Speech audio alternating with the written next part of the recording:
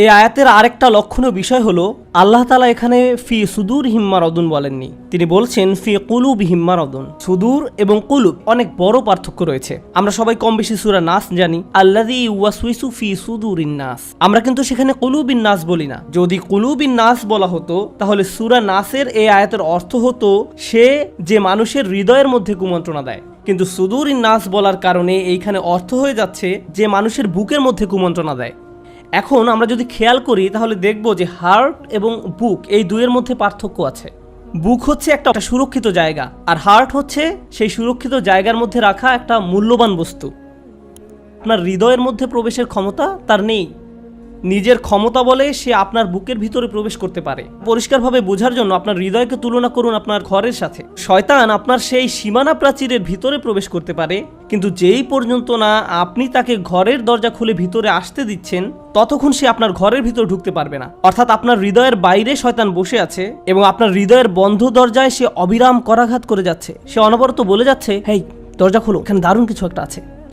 তো আমাদেরকে শয়তানের এই কুমন্ত্রণা অনুভব করে সাবধানে থাকতে হবে যেন সে কোনোভাবেই ভিতরে আসতে না পারে। শয়তান কিন্তু খুবই নিকটে, আপনার হৃদয়ের বাইরেই দাঁড়িয়ে আছে, আপনাকে অবিরামভাবে দরজা খোলার জন্য প্ররোচিত করে যাচ্ছে। কেউ যখন দরজার বাইরে থেকে দরজা খোলার জন্য অনুরোধ করে, পরিচিত কেউ হলে অথবা অপরিচিত কেউ যদি সন্তোষজনকভাবে নিজেকে উপস্থাপন করতে পারে তাহলে আমরা দরজা খুলে দেই, অন্যথায় ওই ব্যক্তিকে চলে যেতে বলি। একইভাবে শয়তানের ধোঁকাবাজিতে পড়ে আমরা যদি দরজা খুলে দেই তাহলে কি হবে?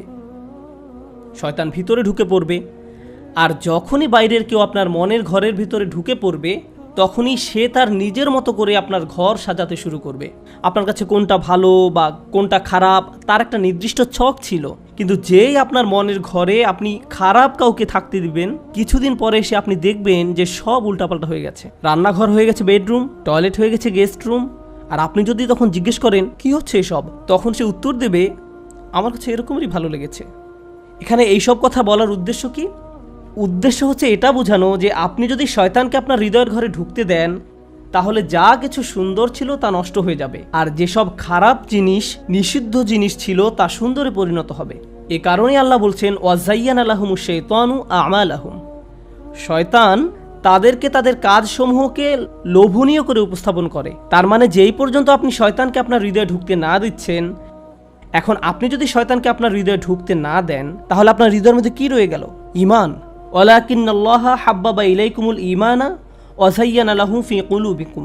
তিনি তোমাদের অন্তরে ঈমানের মুহাব্বত সৃষ্টি করে দিয়েছেন। সেখানে আল্লাহ তাআলা বলছেন ফি কুলুবিহিম মারাদুন, অর্থাৎ তাদের হৃদয় রোগাক্রান্ত, যেটা বড় একটা সমস্যা। এখন এটা কিভাবে হলো? আমাদের ঘরে অনাহত কেউ যদি ঢুকে পড়ে এবং আমরা যদি সেটা বুঝতে পারি তাহলে আমরা কি করি? সাথে সাথে তাকে বের করে দেই, তাই না? শয়তানের সাথেও আমরা অনেক সময় এটাই করি।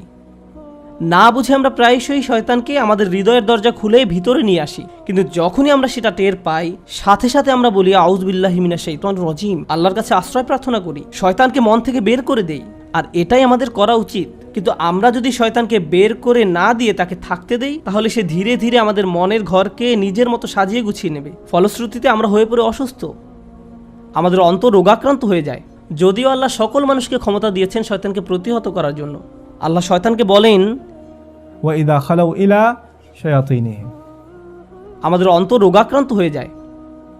আল্লাহ বলেন ইন্না ইবাদি লাইসা লাকা আলাইহিম সুলতান, অর্থাৎ যারা আমার বান্দা তাদের উপর তোমার কোনো ক্ষমতা নেই, আল্লাহ শয়তানকে বলছেন। তার মানে শয়তান আপনার অন্তরে জোর করে ঢুকতেও পারবে না এবং জোর করে থাকতেও পারবে না। যখনই বলবেন বের হয়ে যাও, শয়তান বের হয়ে যেতে বাধ্য। এখন আপনি যদি তাকে আপনার অন্তরে ঢুকতে দেন এবং সেখানে থাকতে দেন, এর মানে এই না যে সে নিজের ক্ষমতা বলে সেখানে অবস্থান করছে। আল্লাহ শয়তানকে বিতাড়িত করার জন্য সব ধরনের অস্ত্র আপনাকে দিয়েছেন। আউযু বিল্লাহি মিনাশ শাইতানির রাজিম পড়ুন, ইস্তিগফার করুন, কিন্তু আপনি সেটা করছেন না। আর যখন আপনি শয়তানকে বের করতে চাচ্ছেন না তখন আল্লাহ তাআলা বলছেন ঠিক আছে তুমি তোমার মতোই থাকো। ফাযাদাহুমুল্লাহু মারাদা, আল্লাহ তাদের ব্যাধি আরো বাড়িয়ে দিয়েছেন। আপনি শয়তানের পথে চলতে চান, ঠিক আছে চলতে থাকুন, শয়তানের সব সাঙ্গপাঙ্গকে আপনার অন্তরে বাসা বাঁধতে দিন। ফলশ্রুতিতে তারা আপনার অন্তরকে এমনভাবে সাজাবে যে আপনি এমনকি রমজান মাসে যখন শয়তান বাঁধা অবস্থায় থাকে তখনও আপনি এমনভাবে চলবেন যেন মনে হবে শয়তানই আপনাকে চালাচ্ছে। মূলত শয়তান কিন্তু সেখানে নেই, কিন্তু সে এমনভাবে সব কিছু নিজের মতো করে সাজিয়ে রেখে গেছে যে আপনি নিজের অজান্তেই তার সেই দেখানো পথে চলছেন। শয়তানের কাজ আপনি নিজেই করছেন। আপনারা কি কখনো চিন্তা করেছেন যে আল্লাহ তাআলা কেন বলছেন যে মানুষ এবং জিনদের মধ্যেও শয়তান রয়েছে? শয়তান এক সময় জিন ছিল, সেটা আমরা সবাই জানি, কিন্তু শয়তান মানুষ কিভাবে হতে পারে? ব্যাপারটা এরকম যে যেসব মানুষ শয়তানকে নিজের অন্তরে ঢুকতে দেয় এবং সেখানে দীর্ঘ সময় ধরে বাসা বাঁধতে দেয়, তারাই শয়তান হয়ে যায়। সুবহানাল্লাহ। এইসব মুনাফিকুনদের সম্পর্কে আল্লাহ তাআলা বলেন যে তাদের অন্তর জটিল রোগে আক্রান্ত। তাদের এই রোগ শুধুমাত্র সন্দেহবাতিকগ্রস্ততাই তৈরি করে না, এই রোগ মানুষকে কাপুরুষে রূপান্তরিত করে। কোরআন নাজিলের সময় মুনাফিকদের যেরকম আচরণ ছিল, এই যুগের মুনাফিকদের ব্যবহার পুরোপুরি সেই রকম নয়, কিন্তু উভয় দলের মধ্যে কিছু সামঞ্জস্য রয়েছে। এই যুগেও 3 ধরনের মানুষ পাওয়া যাবে।